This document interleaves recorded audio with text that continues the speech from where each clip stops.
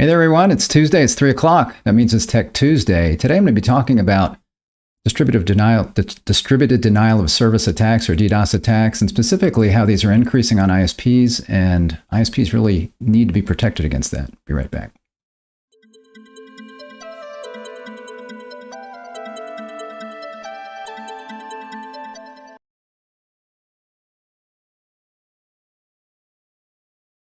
Hey there, thanks for joining me for Tech Tuesday. Rick Uzi here with ZCorum. So I saw this story on Fierce Telecom and made me realize that I probably need to kind of do an update on DDoS for those of you that are out there. If you're an ISP, this is something that you need to take seriously. And DDoS attacks actually can impact you because they might not be targeting you specifically, but they might be targeting customers on your network. So it can impact your customers. Of course, you get blamed for everything that happens to your customers. So if you've got a customer that's being attacked, that can impact everybody on your network, or certainly can impact that customer. And even if it's just them, they may point their finger at you. So you need to be aware of that. And so you should be protected against this. And actually, there are systems where you can actually get protected for yourself, and then you can resell that protection to others. So that's something to consider, is that you can get DDoS protection for yourself, and then also provide that to your customers as a service that you can then get revenue for, and that will help pay for and actually probably exceed the amount that you would pay for the DDoS protection. So anyway, I want to talk about that. I'm going to read through this article, and then I'm going to go through some slides and talk about why people do DDoS, what types of DDoS attacks there are, those kinds of things. So here you see 87% of the largest DDoS attacks in Q4 targeted telecoms, according to Lumen. Now, this is just Lumen's information, but it is true that ISPs are quite often if they're not the targets themselves, they, again, since they're handling so much data, they're the kind of the people that are receiving those attacks. It says here, a new report from Lumen Technologies showed more distributed denial of service attacks are targeting telecom companies than ever before. But Mark Dias, director of Internet or Threat Intelligence for Lumen's Black Lotus Labs, told Fierce it's not just the traffic coming in that operators need to worry about, but also the outbound streams as well. Lumen's Q4 2022 report noted telecom companies accounted for 87% of the 1,000 largest DDoS attacks in the quarter. That was up from 54% of the 500 largest attacks in 2021. All told, telecom companies fielded 1,870 attacks in Q4 2022, up from 812 in the year-ago period. So again, he acknowledged this is just slightly biased because it draws some data from Lumen's customer base. However, he noted telecoms are increasingly a prime target, in large part because they provide multiple different services. So it's not just a connection, but there's other kinds of services that ISPs are providing.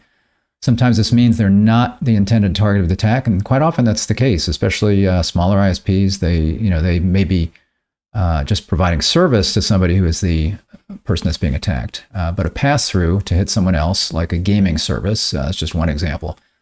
This is the exact scenario that happened in Q2 when Lumen blocked its largest attack to date, a 1.6 terabit per second or 0.6 terabit per second UDP-based incursion, which pushed traffic on the network to 20,000 times normal levels. Of course, a lot of telecom providers have DDoS mitigation capabilities.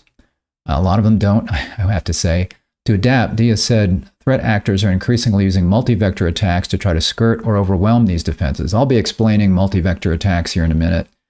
Indeed, in Q4, 69% of attempts on telecom companies were multivector attacks, up from 57% in the same quarter of 2021. Single telecom accounted for 20% of DDoS attacks in Q1, Lumen finds. The DDoS mitigation platforms work in different ways to detect these types of attacks as they occur. Some platforms are really good for detecting one type of attack, and while they're dealing with that one type of attack, cannot respond to another, he explained.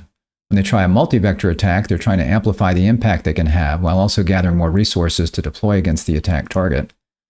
In terms of multi-vector attacks, 46% use DNS amplification, which leverages vulnerable servers to send traffic to an attack target alongside TCP SYN flooding. Static filtering are both of those supplements. I'll be explaining how DNS amplification and what SYN flooding is in just a minute as well. Flooding exploits the three-way handshake. The TCP SYN exploits the three-way handshake initiated when a browser tries to connect to the internet to overwhelm the system to make it unresponsive to traffic. DHAS said telecoms aren't just receiving attacks, their resources are being abused to launch them as well. For example, he said cloud services offered by telecoms have been leveraged to deploy attacks, as have DNS servers and other reflective services used by their customers.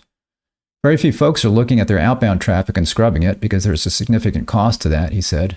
Puts the telecom industry in an interesting and difficult position, he concluded. Telecoms are also offering cloud and edge services should really put an effort into ensuring those services are well secured. It's not just that, really. It's that, again, he mentions DNS servers here. So if you're an ISP, hopefully you have your DNS server protected in such a way where it's not open and you're just providing DNS services to your customer base. And then also there are things you can do as an ISP that won't necessarily protect you, but and I'll talk about that in a minute as well, where you can reject spoofed packets, because that's one of the ways that these exploits work, is they will use IP spoofing to send traffic off somewhere where it's not supposed to be going and amplify it, gets that amplified, and that's what one of the major things that DDoS that causes a DDoS attack. So again, I want to go ahead and let's see here. Where is my? There it is. Okay. So I want to go ahead and just run through a few slides here to kind of give you some information on DDoS so that you can know what it's about. Again, why are people doing it? That's always one thing that we wonder. Why do people want to do DDoS attacks? So there's different types of profiles of the kinds of people that would be doing this. You've got your criminals, of course. So these are people that will use DDoS to get money or to do some other things, maybe extortion. So, we see that with ransomware. But also with DDoS attacks, you basically, go ahead and pay money, or this DDoS attack will continue. It also can be used as a way to divert your attention, so that maybe you've got all of your IT resources focused on this DDoS attack, and then they can go in and maybe try to install ransomware on computers or hack in your network, steal data, those kinds of things. So a lot of times it's not so much about the DDoS attack itself, but it's covering something else up. That's why you'll see DDoS attacks on banks, for example, because the IT resources scramble to try to stop the DDoS attack, and then suddenly somebody's trying to hack in and to steal money, those kinds of things.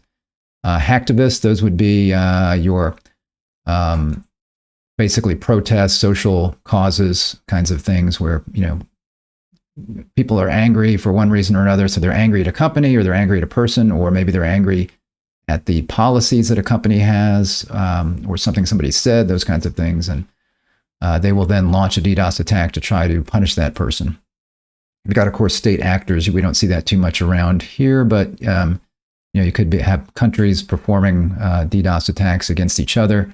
So you've got competitors. So one company could launch a DDoS attack against another company. Again, you don't see too much of that, but that can happen. And certainly you've got competitors that are unscrupulous in certain areas. So that's something to be concerned about. A little less likely. But some of the more likely ones actually would be gamers. So they mentioned gamers in that article. So gamers are a funny lot. It's an interesting culture. So in fact, I just was watching a documentary recently about some of the swatting that was going on with gamers. So gamers would be online playing with people, and they want to win these games. And it could be there's a lot of money involved, or it could be, in one case, it was just $1.50, and somebody, like a bet, and then somebody wound up getting swatted over that, and somebody wound up dying from that. That was a big case where the person who did the swatting went to jail, basically for murder, because basically what they would do is they'd be online gaming, and of course they can see the video, and then they would call in the SWAT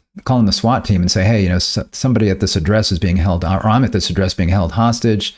The guy's got a gun, and the SWAT team comes in, and the gamer's sitting there, and he's gaming, and then in the camera behind him, you see FBI agents with their guns drawn, getting ready to take the guy down. So in some cases, gamers will do stuff like that, or that was swatting, but then they would also could use that to launch denial of service attacks. And of course, winning the game is important. So it could be just a little bit of money, or it could be a lot of money. A lot of times these gamers, they can go to these gaming kinds of tournaments, and they can win a bunch of money for playing games. So it's pretty serious business. Disgruntled employees.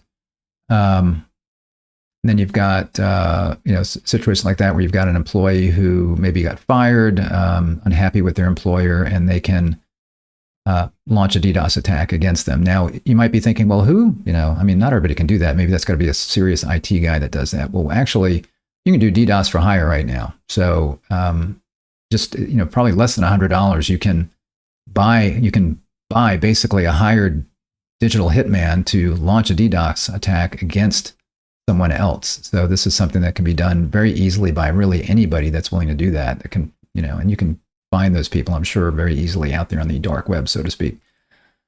Bored teens, again, these could be teenagers who are just sitting around in the basement, don't have anything to do. So, hey, let's do DDoS attacks. Again, they're probably not going to pay $100 to do it, but they don't necessarily have to. They would do that just for the thrill, kind of like thrill riding or that kind of thing. And sometimes they're called script kiddies because, again, they don't need to necessarily have the technical expertise to be able to do this. They could just simply go out and find basically a pre-configured script to launch a DDoS attack. They're not really hackers, and hackers don't necessarily like script kiddies because they don't feel like they're advancing the art of hacking and or hacking culture. They're not really part of that community, but that's, these are just, again, people that are picking up these scripts. Don't have to be teens, could be, early 20s, whatever.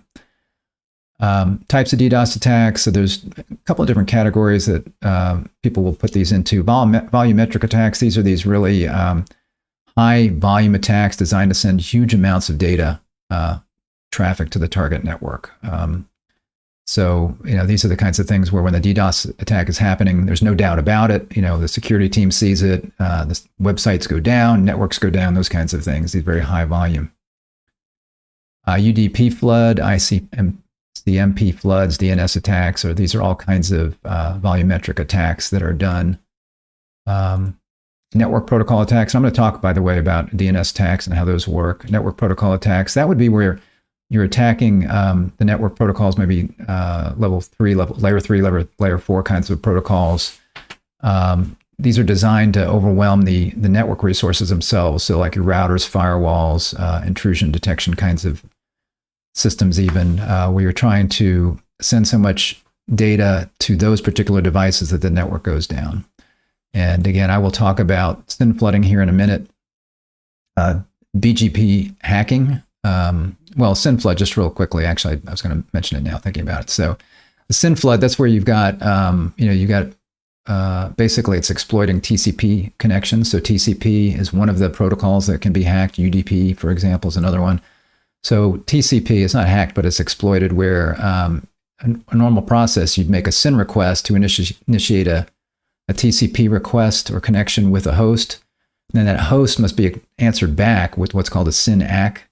That's the response from the host, and then that's then confirmed by an ACK response from the requester. So it's this kind of three-way handshake that takes place, and that will be done again to kind of initiate this attack. And a lot of these are amplified by using various techniques, and including botnets. So you've got networks of these zombie computers out there that are used. So you don't just have one hacker doing this and sending just this little bit of information. They will kind of have command and control over a botnet. So as I was mentioning, you can buy a DDoS attack. Basically what you're doing is accessing or buying access to a botnet. So you don't necessarily need to be a hacker. You don't need to be anybody that can do DDoS, but you can buy access to that. You don't need to maintain your own bot network, anything like that. Then there's BGP hijacking, that's border gateway protocol. So BGP is kind of the thing that keeps routing tables all straight, where when somebody comes in to your network, you want to route that off to the next place, and you want to try to pick maybe the shortest distance that they can go, those kinds of things. So you've got routing tables, BGP protocols, and those can be accessed if things are not set up correctly, where that would be similar to if you're on, if you're on the highway and somebody could have access to maybe a sign to direct people off the highway when they think they're getting on another highway. Maybe they're going through Radiator Springs, some small town, so suddenly the small town is inundated with cars. It's kind of like that, where you can use a BGP hijacking to direct a lot of traffic into a particular location. Then there's application layer attacks. So this is the layer 7 types of attacks at the highest level of OSI, where you're talking about things like HTTP flood attacks, again, attacking a website. So on a website, you normally have HTTP GET or post requests going back and forth, and you can send a high volume of that. Again, using a botnet to amplify the number of those that are taking place. You've got something called slow LoRa's, which is going to use a partial HTTP request. So it's going to open a connection between a single computer and maybe the targeted web server, and then it's going to keep that connection open as long as it can. And again, multiples of these, and that's trying to bring down, let's say, a single website that you're connecting to do that.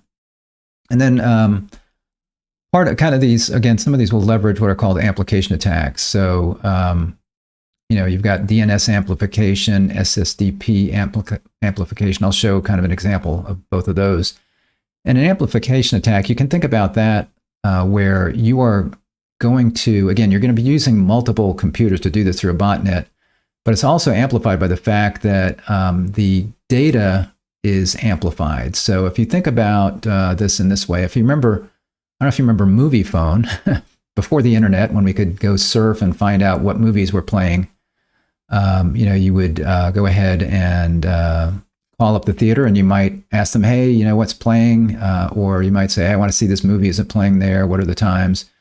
And then they had Movie Phone, where you could actually dial that number, and you could, I think, somehow indicate what theater you were interested in. And then you punch a number, and it would read off all of the times, all the movies that were playing, every single one, and it just kind of read them in a list. You'd have to sit there and listen and wait for your movie. And then if you missed it, you'd have to go back and hit 1 to repeat it or something. So you'd be waiting to hear your movie and your time.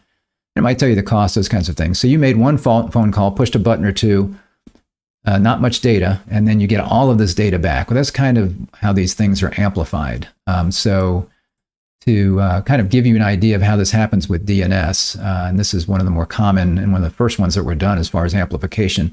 Normally, what DNS is, it's domain name service, and when you go and you type in a domain name in your browser, like CNN.com or something like that, there are DNS servers, domain name service servers out there that will translate that domain name into an IP address, and then it will direct you to the right place. Well, DNS servers can also provide information. You can query them and get data back. And sometimes you can send them a small command to get a whole bunch of data back about that. You might want to query, hey, what can you tell me about this domain? And you could get the MX record, the mail exchange record. You could get the A record for the web stuff. You could say anything and everything. Give me everything you got, and get a bunch of data back. Well, normally these things are supposed to be somewhat protected. They've got to report certain information to certain people, but not necessarily the whole world. And what you'll have is, in this situation like this, we've got this kind of, let's say this is a internet service provider. I just put a cable company up here, and you've got a CMTS. That's the cable modem termination system that people are connecting to. You've got your gateway router. You've got all your subscribers out here. I'm just showing one, but that's kind of your cable company's network, let's say.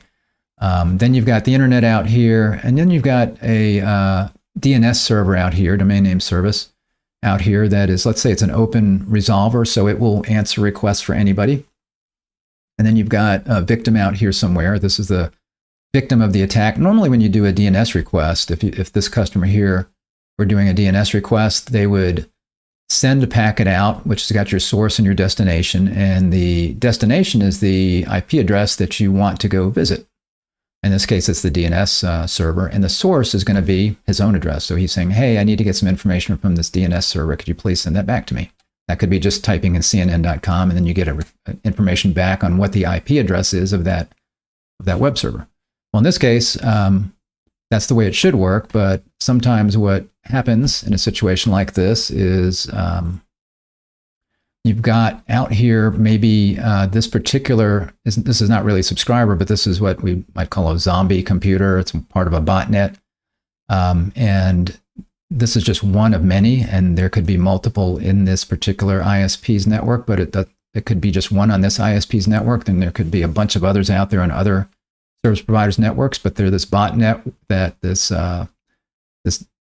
person controls that's doing this, and they will get on this computer and they'll say, hey, go ahead and send a DNS request, but instead of using your own source address, I want you to use the address of my victim right here. So this will be the source. So this particular zombie computer will make a DNS request, and again, it could be a very small request that requests a lot of information, like tell me everything you can about this domain. And that would be the source address instead of this. So then all of that answer, so a small request goes here to the DNS server, and then the DNS server sees the source as being this victim out here instead of this person or this zombie that requested it. So you could have a bunch of zombie computers on a bot network that are making this request and sending that big packet of DNS data back to this victim. So that would be a DNS amplification attack. Then we've got something like a SSDP amplification attack. So this exploits universal plug and play. So we're seeing more, it used to be individual computers, but we're seeing more since there's more IoT devices out there and other types of devices that are connected to the internet that are, open and have various vulnerabilities, including this, in some cases, this UPnP, this universal plug and play. They can be amplified as well. So it's a very similar kind of thing where you've got your attacker, and then you've got your botnets out here, and you've got various kinds of devices out here. It doesn't have to be computers. Here you see baby monitors, video cameras, home office routers, Wi-Fi access points, could be a printer. Those kinds of things can all be used, I believe, in these attacks. So same kind of thing where you'll have the spoofing done, and then all of these devices out there, again, it could be Internet of Things kinds of attacks, and those will be sent out to the victim basically and flood that network. So that's another type of attack. Then you've got, let's see what we've got here, most DDoS attacks. Yeah, so we think about DDoS attacks, and you hear them in the headlines, but quite often they don't have to be the ones that we hear about, because quite often they're not these huge ones. We hear about the huge ones where it's a huge amount of data coming and networks are down for a day or two, but that's not always the case. And here are some stats. So you see 13% increase in multi-vector attacks. I'll talk about multi-vector attacks here in a minute, but again, cyber attacks are increasingly sophisticated, using more complex attack strategies to evade traditional DDoS mitigation solutions. So you might have a DDoS solution that can protect against maybe a DNS attack, but not necessarily against another type of attack, or maybe not all of them at once. So, you're sitting there. These systems are these DDoS attack systems, I should say, the attack systems are getting pretty sophisticated, where they can look and see the response, and then if you're responding to that, then they can shift gears and go to another type of attack, or they can send it all at once. You see 86% of attacks are less than 10 minutes, so they're not always long-lasting, but that's not necessarily a good thing, because it just means that it may fly under the radar. You've got 98% of attacks are under 10 gigs. Again, they don't have to be huge, but again, that means they could fly under the radar. 68% chance of repeat attack within a week. So you could get a small DDoS attack, then you get a larger one later, or you can get multiples like that. So the short attacks can still be damaging. If you're an ISP, for example, or anybody, they can be used to probe for vulnerabilities. So it could be going on kind of in the background. You don't see it, and they're probing around and seeing what's vulnerable. Could knock out something, be enough to knock out maybe a firewall or an intrusion prevention system, knock that offline to be able to then take advantage of something in the network. And again, being smaller, maybe not as long in duration and not as big, could go unnoticed maybe by security teams and your normal DDoS defenses that you might have. And quite often they look like normal traffic. So again, they're small enough and short enough to where it's like you're not really noticing it. So the security team doesn't even notice. A lot of times DDoS, a company's DDoS strategy may be, okay, when it starts to hurt, we're going to start to look at this thing.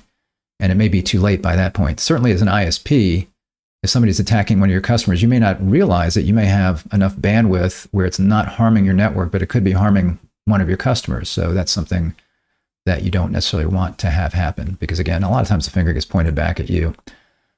This is just something that I saw in this particular publication down here. This right down here is the citation for that. But you see, here they're showing different types of attacks and percentages. It's against this current form of a multi-vector DDoS attack. So you've got ICMP and UDP floods, UDP flood attack plus NTP amplification flood attack, CLDAP reflection UDP fragmentation attack. Then you've got your ICMP plus UDP floods attacks plus NTP amplification. So again, multi-vector attacks. And you see here, this shows you the number of threat vectors per attack. This was back in 2019, it said Q1 2019, 77% of the attacks mitigated in Q1 2019 use 2 or more vectors. So you can see here, so I'm looking at this, I got one threat, 21%, but then you see the rest are kind of multi-vector. So that's significant right there. Now, providers can provide DDoS services to their customers. So this is just something, if you're an internet service provider, you should have DDoS protection, number one, but you can also sell that as a service to companies that you provide services to. And that's something that, again, you can do. And we've got a system, so I'll provide contact information here at the end if you're interested in this, but our particular DDoS solution, which can protect your network, also can be resold to your customers. There's a multi-tenant kind of setup for that. So you can see you've got a centralized management. It will protect the traffic coming to you and to your tenants. And there's a web portal that you can then manage where you can see all of the people that are under you that you're protecting. So that's something to keep in mind. So even if you haven't thought about DDoS protection for yourself, you really should have it, because it can cripple your network. I mean, if you think about what it would be if you got really hit by a big one, what it would be like to be down for multiple hours or even a day, and again, repeat attacks after that. So if you don't have protection, you could be spinning your wheels for days trying to figure out what's going on, especially if it's a multi-vector attack and then it stops and it starts again. So you really need DDoS protection. But if you get it, for example, with our solution, you can actually then resell that to your business customers in this multi-tenant situation right here. So as I mentioned, this is something that if you go to our website, you go to ZCorum.com/DDoS, you'll find more information about that, or you can just go to the menu and click that. For example, up here, so you go to our website, if you go to products, you will see DDoS protection right down here, and that will take you to this page. So we've got information up here. We've got some resources on that. You can check out white papers, ebooks, case studies, those kinds of things. So check us out. Again, as an ISP, it's something that you definitely want to be aware of. Okay, so hopefully this was helpful there as far as that goes. So if you are interested in finding out more, just go ahead and you see our contact information right there. So you see our website. Again, you can go to ZCorum.com/DDoS to go directly to that page. Send us an email, give us a call. We'll be happy to help you there. I see some chat going on here. Let's see what I got. Denial of disk operating systems, but why? That's funny.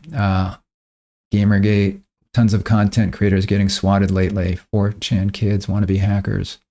Yeah. Okay. So again, that's kind of talking about the fact that there are some kids that would love to be hackers. So again, they don't need a lot to be able to do that. They don't need a lot of knowledge to get these scripts off the internet. Yeah, a lot of it is in the gamer community sometimes. So it's good gamers, and then there's the kind of the ones that are not so good that are doing things like that. So again, thanks for joining me. I appreciate it.